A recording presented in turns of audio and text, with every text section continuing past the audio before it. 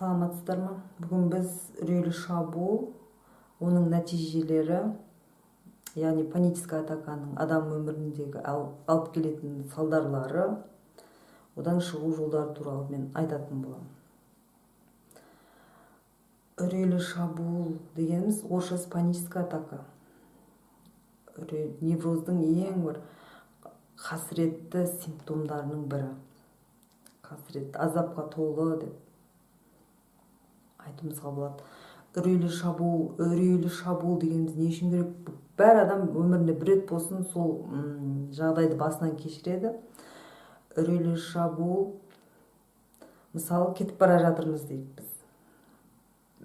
Есіктің алдына немесе бір жерде бір жылан шықты алдымнан, кенеттен, менің алдымнан. Сол кезде менің миымда вегетативтік нерв жүйесі белсеніп, адреналин бөледі. Сөйтіп, сен немесе күрес осы жыланмен, немесе одан қашып құтыл деген маған выбор, таңдау береді, соның екеуінің біреуін таңда деген. Сондай приказ келеді. Сол кезде мен адреналин бөлген кезде мен денем терлеп, жүрегім лүпілдеп, аяқ қолым дірілдеп, сондай сәтке тура келеді. Қатты бір қорқыныш, қатты үрей бір сезім, қорқыныш сезім пайда болады менде. Сол кезде мен екі таңдаудың бірін таңдап, немесе сол жыланды өлтіріп, немесе қашып құтылуым керек. Содан соң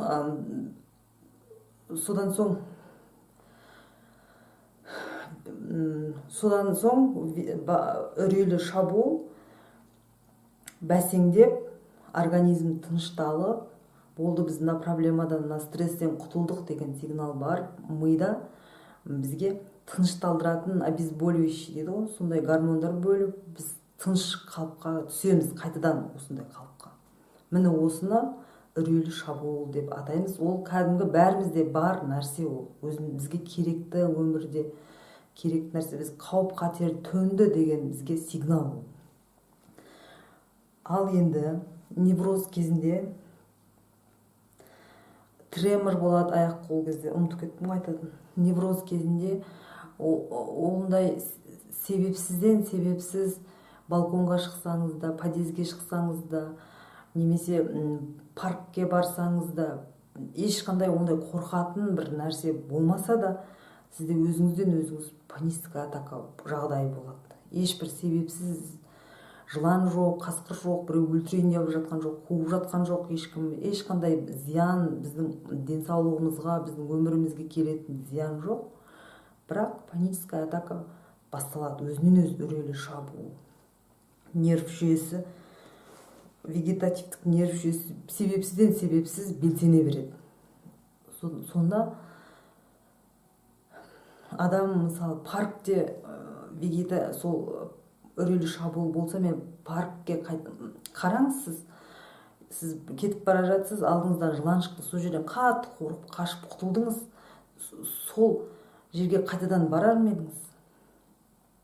Қорықпай. Сол жерге жақындаудың өзінен біраз күндер қорқып жүреді адам. Енді осындай нәрсе, ондай үрейлі шабуыл бізде бір жылына, 2 жылына бір рет болатын шығар, біз қауіпсіз ортада өмір сүреміз ғой. Ал бұл нәрсе, сол невроз жағдайындағы адамда бұл күнделікті болады ғой. Күнде 2 реттен болатын жағдайда болады, 3 реттен болатын жағдайда болады.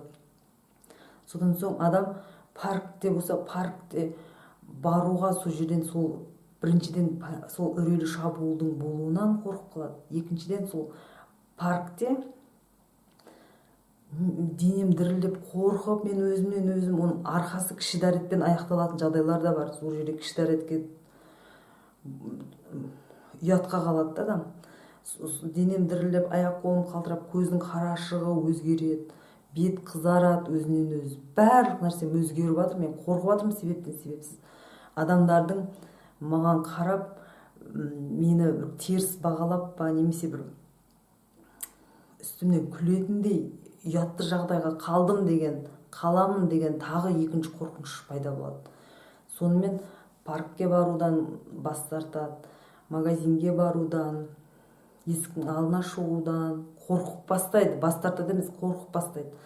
Сөйтіп өзінің бөлмесінен шықпайтын бір адамдарды мен білем, балконына шығамайды даже. Балконына шығудан қорқады. Сол жерде бір рет паническая атака, үрейлі шабуыл болған. Сол қайтадан қайталанып қала ма деген қорқынышпен балконға шығамайды, есікті аша алмайды. Бір 4 қабырғаның ішінде агорафобияға айналады. Мына біздің үрейлі шабуылымыз. Агорафобия, сіз 4 қабырғаның ішінде отыра берсеңіз, адамдармен араласпай, тек интернетпен отыратын шығар енді. 4 қабырғадан шықпасаңыз, оның арқасы депрессиялы жағдайға жалғасады. Сонымен бір проблемадан қанша проблема шықты. Енді осындай болады жағдай, қиын, қатты паникада, дәрісіз сыртқа шығамайды. Енді шығу керек. Шығатын кезде невропатологқа барған кезде невропатологтар дәрі жазып береді. Ешкім психологқа бар деп айтады, айтпайды. Дәрісіз сыртқа шығамайды. Әшейін қалтасында дәрі салып жүрмесе қорқып, бәр нәрседен қорқып, таңертеңнен кешке шейін қай жерде менде үрейлі шабуыл болып қалады, қай жерде менде үрейлі шабуыл болып қалады. Осындай қорқыныштар әлеміне түсіп кетеді бұл адам. Енді осындай жағдайға түстік, не істеуге болады деген сұрақты шешіп көрейік. Бірінші, егер сізде үрейлі шабуыл болып жатқан болса, сіз өзіңізге күніге түсіндіруіңіз керек. Бұл түсіндіру көп нәтиже әкелмесе де, бірақ біліп жүргеніңіз өзіңіз үшін енді пайдалы деймін да. Сондай 3 минутқа созылу керек негізі. Ары кетсе 5 минутқа паническая атака. Сіз одан ары қарай қорқа берсеңіз паническая атакадан, ұяла берсеңіз, қазір маған кім қандай баға береді екен деп қорқып, ұят екеуі қосылады, екі эмоция. Қорқа берсеңіз, не болып жатыр деп. Ол 3-5 минуттық нәрсе 10 минут, 15 минут, 20 минутқа шейін созылып, өзіңіз қолдан созасыз үрейлі шабуылды. Екіншіден, панический үрейлі шабуыл болған кезде сізде адреналин бөлініп жатыр. Адреналин деген сіздің миыңыз өтірік бір қауіп қатерге түстік деп ойлап қалған, содан шеш немесе қаш немесе күрес немесе бір нәрсе істе деген, күрес немесе қаш деген 2 приказ беріп жатыр сізге. Сол адреналин ол мәңгілік бөлінбейді. Адреналин таусылады, сол кезде организм басылады, үрейлі шабуылыңыз. Соны сіз өзіңізге түсіндіргеніңіз жақсы. Менде қазір уақытша нәрсе болып жатыр, қазір біраздан кейін басылады, мен қайтадан өзім қалпыма түсем деген нәрсені былайша сау панический үрейлі шабуыл жоқ кезде да. Екінші, не істеуге болады? Енді сіз сондай агорафобияға шейінгі дәрежеге жеткен адам болсаңыз, сіз бөлмеде тыныш, өзіңізді қауіпсіз деген жерде өмір сүріп жатсыз ғой енді. Сол жерде өмір сүріп жатсаңыз, сол жерде бір қағаз алып, қағазға жазыңыз. Бұл жаттығу қалай үрейлі шабуылды қабылдауға болатын, үрейлі шабуылдан қорықпауға үйрететін жаттығу. Жазасыз қағазға. Мен қазір балконнан қорықтыңыз ғой сіз. Мен балконға шықтым. Балконға шыққан үрейлі шабуыл паническая атака басталды менде. Денем дірілдеп жатыр. Көзім қарауылдатып жатыр. Құлап кетейін деп жатырмын, талайын деп жатырмын. Талдым, мындай ар жаққа құладым ба не енді? Құлап кеттім, өзімді ұстай алмай қалдым. Ар жаққа құлағаным, етегім ашылып, солай қорқады екен көп адамдар. Мен паническая атака көп болмаған менде. Сол үшін басқа адамдардың, неврозда болған басқа адамдардың мысалынан айтып жатырмын. Позор болып жатырмын адамдардың алдында. Бәр қорқынышыңызды басынан аяғына шейін жазыңыз. Оның соңы қорқыныштың ішінде ұят та бар негізі. Мысалы парк есіктің алдынан шығуға қорыққан адам болса, подъездге шығуға қорқатындар болса, подъездге шықтым, денем дірілдеп жатыр, қатты қорқып жатырмын, қашайын десем қаша алмаймын, үйте алмаймын, бүйте алмаймын. Біреулер көріп мені мазақтады деген нәрсе. Бұл ішінде екі элемент болады ол нәрседе. Ұят деген нәрсе бар. Сол нәрсенің бәрін жазып ойыңызға келген нәрсе, қорқыныштарыңыздың бәрін жазып, қағазды қойып, 10-15 минут сол жазғаныңызды елестетіңіз өзіңізге. Біздің миымызға шынайы болып жатыр ма, өтірік өмірде болып жатыр ма, болып жатқан жоқ па, ешқандай айырмашылық жоқ. Ми бәр нәрсені болып жатыр деп бізді қабылдайды, болып жатқан нәрселер. Соны елестетіңіз енді. Мида көзіңізді жұмасыз, ашасыз ба, сондай болып жатыр. Сол нәрсені елестеткен кезде сіздің денеңізде дірілдер болады. Қорықпаңыз, қауіпсіз жерде отырсыз ғой. Денеңізде дірілдер болса, дірілдерді, болып жатқан денеңіздегі өзгерістердің бәрін қабылдап, содан кейін 3-4 күн осыны істесеңіз, сіз балконға шыға алатын жағдайға жетесіз да. Балконды жарты кішкентай қадамнан істеп агорафобиядан шығады. Агорафобиядан негізі бірден бір жаттығуменен бір күннің ішінде ана қаланың арғы бұрышына бара алмайсыз, өкінішке орай. Аз 4-5 күн осы жаттығуды істеп подъездге шығыңыз, жайлап. Подъездде егер паническая атака болса, сіз сол паническая атаканы бақылауға тырысыңыз. Ондай қатты дәрежеде болмайды енді сізде, өйткені барлық нәрсені басыңыздан өткездіріп, миыңызды сәл де болсын қабылдатқыздырып жаттығу арқылы өзіңізді үйреткенсіз деген сөз. Подъездде отырыңыз, қорқысаңыз да, паническая атака, үрейлі шабуыл болса да отырып сол жерде. Егер подъезден үрейлі шабуыл енді басталмас үйге қарай қашып кетсеңіз, болды, 4 күндік жаттығу бір тиын болады. Содан соң үрейлі шабуыл сол жерде қабылда, сол бүгін подъезд, ертең есіктің алдына шығасыз, одан кейін паркке, одан кейін магазинге, солай шекараны жайлап 5 күн, 6 күннен жаттығуды істеп, сол жерге барып, жоспар құрып, карта құрып өзіңізге. Бір жылдық па, неше жылға кетеді енді, амал жоқ сізде. Агорафобия деген тез емделмейді, ол ұзақ уақыт осылай созады. Есікті аша алмайтын адамдар болады, агорафобия соншалықты дәрежеде үрейлі шабуылдан қорқып қалған. Сол жаттығуды мида елестетіп, сондай аша алмай жатырмын, мен қорқып жатырмын, өйтіп жатырмын деп есікті ашыңыз, бірінші қадам. Екінші, солай ашып шекараны кеңейтесіз ғой. Сөйтіп миыңыз бір күні мүлдем үрейлі шабуылдан қорқпайтын болып қалады өзі. Осылай күніге соны мида қайталай берсеңіз, осыны жазып, оқып, денеңізде барлық симптомдарын, болып жатқан нәрселерді байқап өзіңіздің бойыңызда. Сонымен осы жаттығуды пайдаланасыз. Кейін үрейлі шабуыл кезде былайша мейлі жарайды, үйдің ішінде ақ болып қалды дейді.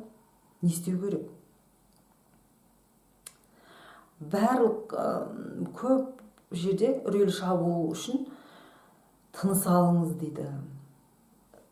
Ішпен тыныс алыңыз дейді. Сонда тынышталады дейді. Екінші, көбісі қашып кеткен. Екінші,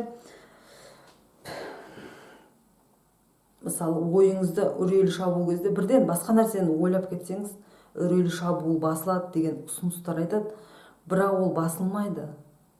Одан қашып құтыла алмайсыз. Оны қабылдамасаңыз, басқа ешқандай оның выход жоқ бұл ситуациядан.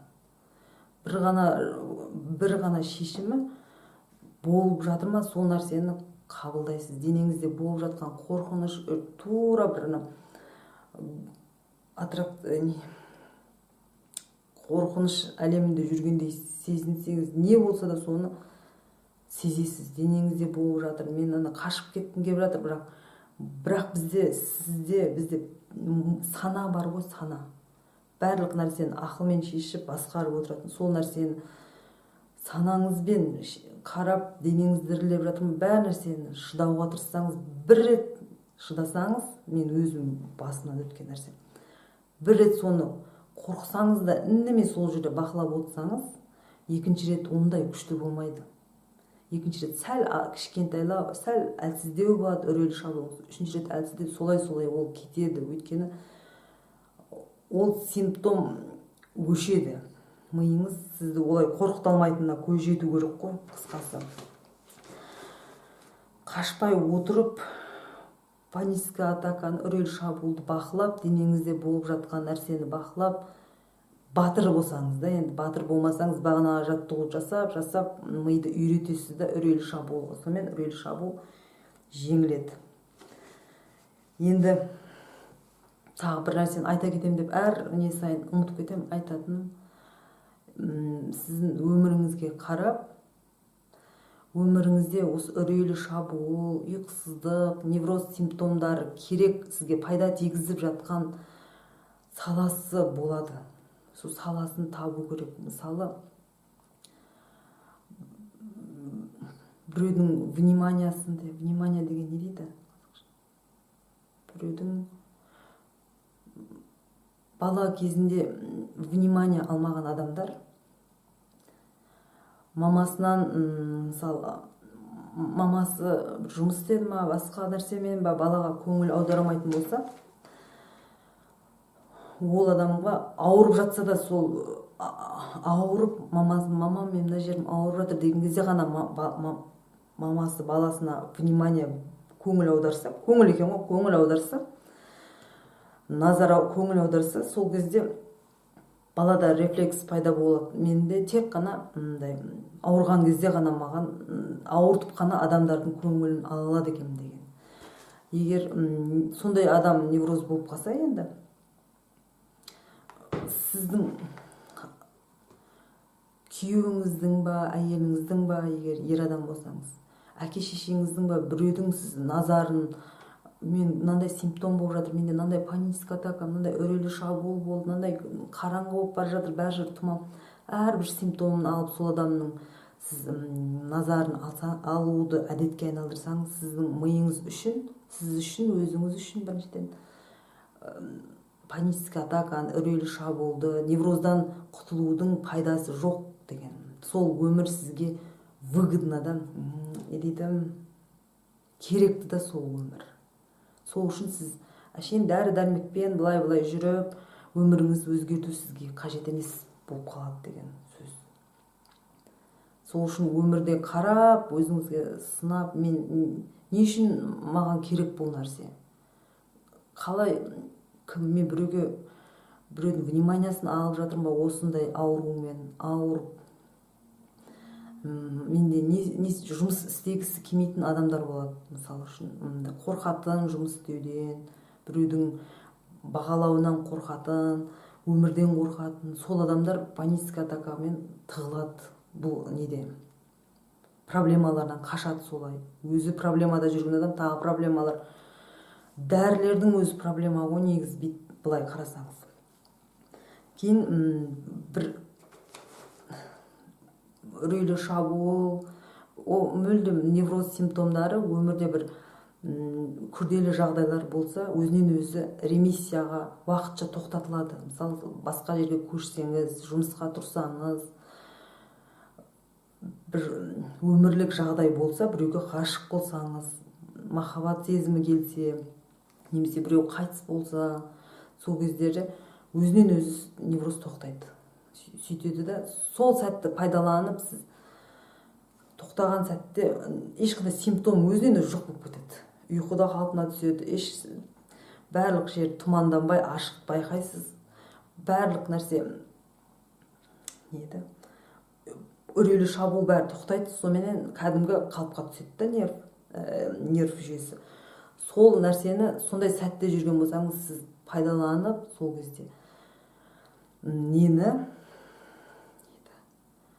мінезіңізді, невротикалық мінезіңізді, невротикалық дүниетанымыңызды, эмоцияларыңызды, өкпелегіштік, тәкаппарлық, ашушаңдық, барлық адам маған міндетті, менде мынандай міндетті зор болу керекпін деген ұстанымдарыңызды, өз-өзіңізді бағалауыңыз, өз-өзіңізді тану, өз-өзін қабылдау, осыларға қатысты мен видео түсіремін жақында, өз-өзін жақсы көру туралы.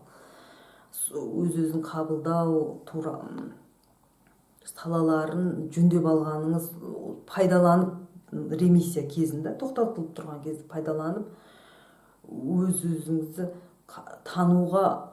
тануды танып алсаңыз жақсы. Өйткені ол қайтадан келеді бір күні. Ешқандай да шешілмеген мәселе ол бір жерде қалды. Өйткені одан да глобальный, ғаламдық проблемалар шықты да сіздің миыңызда. Содан кейін ол нәрсені қойып ми назарын мына жаққа аударып, бір күні ғашықтық сезімі де бітеді, бір 2 жыл 3 жылдың ішінде. Мысалы сол сезімге тоқтамыз. Жұмысқа тұрсаңыз, жұмысқа да үйренесіз. Қалпына түсіп, орынға келгеннен кейін сәл тыныштық болса, қайтадан келіп қалуы мүмкін. Ремиссия бітеді деген сөз да. Проблеманы шешкіздірмей қоймайды, невроз бір басталса тоқтамайды деген сөз. Кейін бір психотерапевттің әңгімесін осы жерде мысал келтіріп, сонымен сөзімізді аяқтайды. Психотерапевт осындай қорқынышпен, үреймен жұмыс істейтін адамның естеліктерін оқыған, кітабын оқығанмен солай дейді. Бір әйел бар екен, агорафобиямен, осындай үрейлі шабуылмен жылдап не қылған, зардап шеккен әйел. Сол әйел барлық есікті ашудан қорқады, қасында күйеу жүру керек үйінен шығу үшін дейді.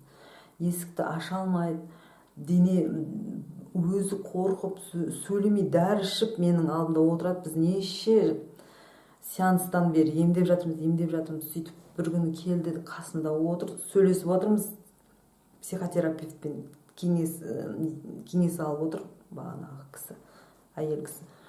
Сөйтіп бір кезде телефон звондады дейді. Сөйтсе ол әйелдің қызы мектепте оқиды екен.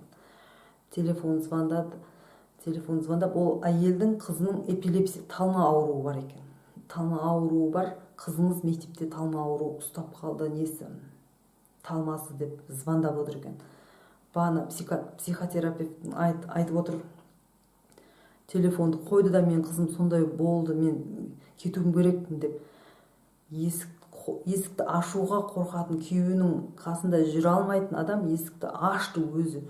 Қатты жылдамдықпен кетіп бара жатыр, терезеден қарап тұрып, күйеу арқасынан жете алмай жатыр дейді бағанағы психотерапевт. Барлық нәрсені ұмытып, ми сондай бір ситуация түскен кезде, соғыс болып қалған жағдайда, немесе басқа жұмысқа бір қатты күшті өмірлік жағдайға, одан да күшті өмірлік жағдайға түссеңіз, бағанағы әйел сияқты қашып, жүгіріп, неврозын ұмытып кетеді адам. Уақытша бірақ ол нәрсе. Сол үшін мен сіздерді саналы өмір сүруге шақырамын, емделуге, еш нәрсені артқа қалдырып, қашып, осы қашудың себебінен де, шеше алмаудың себебінен де невроз болғансыз, сіз шығуға, бәр нәрсені шешуге, жігерлілікке, есеюге шақырамын. Жақсы.